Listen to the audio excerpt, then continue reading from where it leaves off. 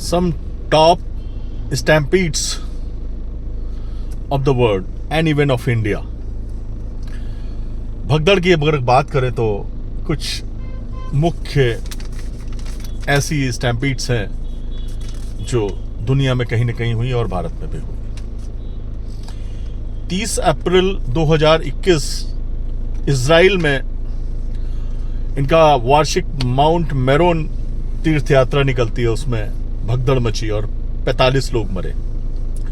24 सितंबर 2015 Muslims की हज यात्रा के दौरान 2411 लोग मरे। 27 जनवरी 2013 ब्राजील के सेंट मारियो नाइट क्लब में आग लगने से मची भगदड़ में 200 लोगों ने अपनी जान गंवाई।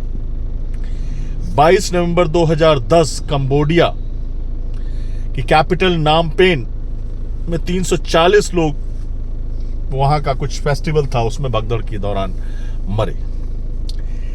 30 सितंबर 2008 जोधपुर के एक मंदिर में भगदड़ के दौरान 168 लोग मरे। 12 जनवरी 2006 अगेन हज यात्रा के दौरान 345 लोगों की भगदड़ के दौरान मृत्यु हुई। 25 जनवरी 2005 महाराष्ट्र में मांढर देवी मंदिर में भगदड़ के दौरान 265 लोग मारे गए। केरल में बहुत फेमस मंदिर है सबरीमाला। 14 जनवरी 2011 में 104 लोग वहां भगदड़ के दौरान मारे गए। जब हमारा देश आजाद हुआ उसके बाद पहला कुंभ प्रयागराज में हुआ 1954 में। 3 फरवरी 800 लोग मरे थे भगदड़ के दौरान। उसके बाद 1986 में हरिद्वार में कुंभ हुआ, 200 लोग मरे भगदड़ में।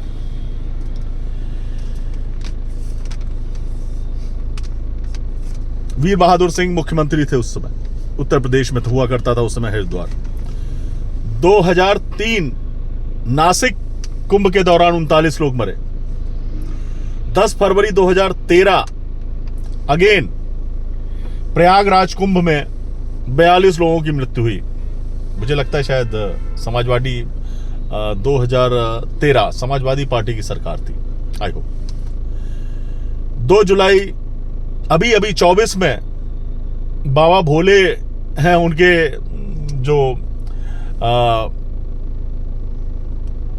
उनके जो इकट्ठी की हुई भीड़ थी उसमें 121 लोगों की डेथ हुई। 2008 में हिमाचल के नैना देवी में भगदड़ के दौरान 162 लोग मरे। तो ये तो कुछ मेन घटनाएं हैं जहां पे भगदड़ हुई और लोगों की डेथ हुई। ये दुर्घटनाएं कही जा सकती हैं, कहीं भी हो सकती हैं, किसी भी वजह से हो सकती हैं, कारण कुछ भी हो सकता है। रोड पे एक्सीडेंट होते हैं, लोग तीर्थ यात्रा से लौट रहे होते हैं, पूरे के पूरे परिवार खत्म हो जाते हैं। क्या कर सकते हो आप उस पर? जबकि पता है कि भाई स्पीड बड़े आराम से चल रहा आदमी, स्पीड भी उतनी ज्यादा नहीं थी, है? बस में आग लग गई, सारे मारे गए यात्री। अभी अमेरिका में ही तो एक प्लेन का हुआ है, क्या हुआ, किसी अपने ही हेलीकॉप्टर से टकरा गया और वो पूरे प्लेन में जितने भी पैसेंजर्स थे सबकी डेथ हो गई। तो दीज आर द एक्सीडेंट्स। ये किसी इंसान की, उसमें किसी सरकार की गलती नहीं दी जा सकती कि भाई कोई एक्सीडेंट हो गया रोड पे, सरकार का क्या दोष है उसमें? सरकार योजनाएं बनाती है, सरकार तैयारियां करती है और बड़े अच्छे से। अभी 2025 की बात करें तो बड़ा अच्छा चल रहा था। हमारे योगी जी बड़ी अच्छी तरह से तैयारियां की थी, सब वाह वाह कर रहे थे, लोगों को हजम नहीं हो रहा था। जो सनातन विरोधी हैं उनको अच्छा नहीं लग रहा था, और मैं भी, मेरे मन में भी कहीं ना कहीं आ रहा था कि यार बहुत ज्यादा प्रसिद्ध हो रहे बाबा को, बड़ी शुभकामनाएं मिल रही कि बड़े अच्छे से कुंभ संपन्न हो रहा है। अब इधर बाबा पिछले, जब से दोबारा सरकार बनी तब से फॉर्म में भी है, और सच्चाई है सनातन के लिए तो भाई अगर मैं बात करूंगा तो भगवान है वो हमारे योगी जी। तो इसमें तो कोई दो राय है नहीं। और व्यवस्था भी, उन्होंने व्यवस्था में भी कोई कमी नहीं थी, बढ़िया से बढ़िया व्यवस्थाएं की गई थी वहां पे। लेकिन अब भगदड़ हो गई तो क्या किया जा सकता है भाई? वो तो कहीं भी हो सकती है, कहीं भी हो सकती है भगदड़। इसमें किसी सरकार का दोष देना समझ नहीं आता। ये तो सिर्फ एक पॉलिटिक्स है, एक राजनीति है। घटनाएं होती रहती है, दुर्घटनाएं होती रहती हैं, नो डाउट उसमें लाइव्स जाती हैं, लोग मरते हैं। मैं तो प्रीफर नहीं करता हूं भाई, मैं प्रीफर नहीं करता हूं भीड़ में जाना। जहां ज्यादा भीड़ लगती है, मैं भक्त हूं भगवान का, विश्वास है, मैं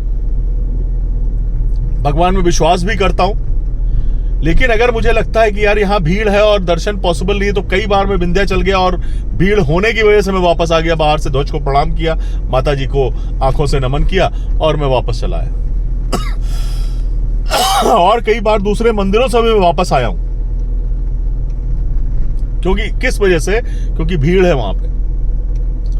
क्योंकि मैंने ये महसूस किया वृंदावन में, छोटा बेटा मेरे साथ में था, आगे था मेरे, और भीड़ बहुत ज्यादा नहीं थी। लेकिन एट ए टाइम कुछ ऐसा माहौल बना कि एकदम से भीड़ हो गई और मैं बीच में फंस गया।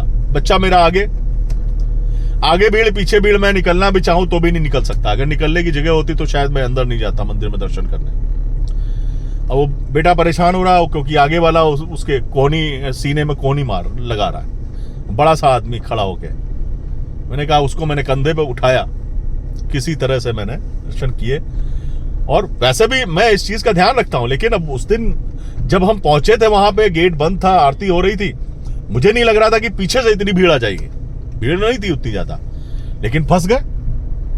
मेरी कोशिश हमेशा यही रहती है कि ज्यादा भीड़ है तो वहां मैं अवॉइड करता हूं, उस भीड़ से मैं दूर रहता हूं। तो ये जनरल पब्लिक को सोचना चाहिए, थोड़ा सा उसको भी थोड़ा अलर्ट रहना चाहिए। अमृत, सबको अमृत चाहिए, सबको अमृत स्नान चाहिए। करोड़ों आदमी कहां से कर लेगा? करोड़ों आदमी अमृत स्नान भाई है। और जो मन चंगा तो कटौती में गंगा, ये तो भाई। और दूसरी एक और चीज है ना, ये जो भीड़ हो रही है, एक समय था जब श्रद्धा से लोग जाते थे और 20-20, 25-25, 50, 100-100, 200 किलोमीटर ही पैदल चल के जाते थे। उस समय इतने साधन नहीं थे। आज की डेट में तो इतने इंतजामात किए जाते हैं, इतनी सुविधाएं दी जाती हैं। तब लोग जाते थे, तब श्रद्धा से जाता था आदमी, तब उसमें एक भावना होती थी उसके अंदर। अब तो हमें लगता है कि बहुत सारे, एक बड़ा वर्ग तो जाता है पिकनिक मनाने। तो जब पिकनिक मनाने जा रहे हो तो बिल्कुल, जब आपका ध्यान एक बटा हुआ है, आपका ध्यान दूसरी तरफ है, तो पिकनिक मनाने वालों की भी भीड़ है। क्योंकि अगर आदमी श्रद्धा से वहां स्नान करने जा रहा है और वहां पे स्नान का फल प्राप्त करने जा रहा है, तो वो गंगा जी में मुझे लगता है 1-2 मिनट से ज्यादा नहीं रुकेगा। पहली चीज, स्नान करना है, उसे खेलना थोड़ी ना गंगा जी में। वो जाएगा, गंगा जी को प्रणाम करके, चरण स्पर्श करके, गंगा जी में प्रवेश करके, और बढ़िया से आराम से जो 5 और 7 डुबकी लगानी है उनको लगा के सीधा वापस आ जाएगा। वहां रगड़ के नहाना नहीं है कि अपना मैल साफ करना है, ना सेल्फी खींचना है, ना फोटो खिंचानी है। अरे भाई, ये श्रद्धा भाव है हमारा। हम आए थे, हमने अपना काम किया, हम चले आए वापस। हमको किसको दिखानी फोटो भाई? तो कहने का मतलब ये है कि एक भाव होता है, जब भाव होता है अंदर तो फिर दूरियां नहीं मैटर करती हैं। बड़ी शिकायतें थी, कई लोग गए कि साहब हमें 20 किलोमीटर चलना पड़ गया। अरे क्यों गए भाई? गाड़ी में बैठते वापस आ जाते, काहे चले 20 किलोमीटर? जब आप वैष्णो देवी जाते हो 14 किलोमीटर जाते हो, 14 किलोमीटर फिर नीचे उतर के आते हो पैदल। है केदारनाथ की यात्रा में न जाने आप कितना, मैं अभी गया केदारनाथ की 45 किलोमीटर करीब पैदल चला, आना जाना। अमरनाथ की यात्रा कुछ छुपी हुई है क्या चीज है? या फिर जो हमारी परिक्रमाएं हैं, ब्रज क्षेत्र की परिक्रमा है, और अयोध्या में जो परिक्रमा होती है 84 कोस। अरे भाई, कितने किलोमीटर आदमी पैदल चल जाता है, तब तो शिकायत नहीं होती है। अभी यहां थोड़ा सा, अरे भाई करोड़ों लोगों को मैनेज करना है, तो क्या मतलब सारे लोगों को सिर्फ 2-3 किलोमीटर में मैनेज कर देगा आदमी? भीड़ को डिस्ट्रीब्यूट करना पड़ेगा, भीड़ को डाइवर्सिफाई करना पड़ेगा इधर उधर। 12, 13, 14 किलोमीटर पहले रोकेंगे गाड़ियों को, तब आदमी पैदल चलेगा। गाड़ियां भी चलेंगी, पैदल भी चलेगा, नहीं हो पाएगा, पॉसिबल नहीं है। तो मेरी तो गुजारिश है, जिनको पिकनिक मनाने जाना है तो वो कृपा करके कुंभ के दौरान ना जाए, भीड़ जबरदस्ती की ना बढ़ाएं, अपने आराम से जब कुंभ खत्म हो जाए उसके बाद आराम से जाए, पिकनिक मनाए, क्या परेशानी है। ये श्रद्धा का पर्व है। कुंभ हमारा जो है सनातन धर्म का एक महापर्व है। विश्व में हमें लगता है इससे बड़ा पर्व, इतना बड़ा मेला शायद नहीं लगता है कहीं भी। इसको दूषित ना करें कृपया। क्या मतलब है यार, लौंडे जा रहे हैं गाड़ी में, कई ग्रुप्स मैंने देखे गाड़ियों में जा रहे हैं, बियर दारू चलती हुई जा रही रात में, है ना, उसके बाद सुबह गंगा जी में स्नान करेंगे, मौज मस्ती कट रही। क्या मतलब है यार ऐसे ऐसे धोखा देने का अपने आपको। मेरी रिक्वेस्ट है कि सिर्फ वही लोग जाएं कि जिनको श्रद्धा है, जिनको विश्वास है इस स्नान में, इस पर्व में, वो जाएं और डुबकी लगाएं और आशीर्वाद प्राप्त करें। और सरकारों को दोष ना दें कि यार 20 किलोमीटर चलना पड़ रहा है। मैं तो तैयार हूं, मैं तो जाऊंगा, 50 किलोमीटर चलना पड़ेगा तो भी चलूंगा। क्या परेशानी यार, चलते थे पुराने लोग। तो ये मन में रखें और भगदड़ और ये जो भी घटनाएं होती हैं इनको दुर्घटनाओं की श्रेणी में रखा जा सकता है। दुर्घटनाएं हैं, जीवन में नहीं होनी चाहिए, होती हैं, इनको हम और आप नहीं रोक सकते। अगले पल की जानकारी हमें नहीं होती, हम अच्छे भले होते हैं और एकदम से कुछ ऐसा हो जाता है कि हम अपना जीवन खो देते हैं, तो बेकार की बातें हैं। हमारे बाबा जी, हमारे माननीय मुख्यमंत्री जी की जो तैयारियां हैं नो डाउट बहुत अच्छी हैं, और जो उत्थान हिंदू धर्म को, सनातन धर्म को इस पिछले 14-15 सालों में मिला है, गर्त में जा रहा था भाई सनातन। ये तो मुझे आज भी याद है कि वृंदावन में आज से पहले जाता था, 8-10 साल पहले, तो ये होता था कि चलो भाई सैटरडे संडे अवॉइड करना है, मंडे और ट्यूसडे और इन डेज में जाते थे तो भीड़ बिल्कुल नहीं होती थी, बड़े आराम से दर्शन होते थे। आज की डेट में ऑल द 7 डेज वहां भीड़ रहती है। यही हाल अयोध्या का है। अयोध्या में जब कई बार लेट हो जाते थे, 8 बजे के बाद वहां से चलते थे, सन्नाटा रहता था वहां पे उस रोड पे। देखिए ईश्वर की कृपा। बात करिए काशी की, देखिए काशी के हालात, होटल्स, रेस्टोरेंट्स, व्यापारी सब फल फूल रहे हैं इन लोकेशंस के। बहुत दिशा बदली है। हिंदुओं के लिए ये दोनों किसी भी भगवान से कम नहीं है, मोदी जी और योगी जी। मैं फिर कहूंगा, किसी का बुरा तो नहीं कर रहे हैं, अपने धर्म की बात कर रहे हैं ना, इसमें बुराई क्या है। और अपने धर्म का अगर उत्थान हो रहा है इन दोनों की वजह से, तो मैं तो सल्यूट करता हूं इनको, मैं तो वंदन करता हूं इनके चरणों में।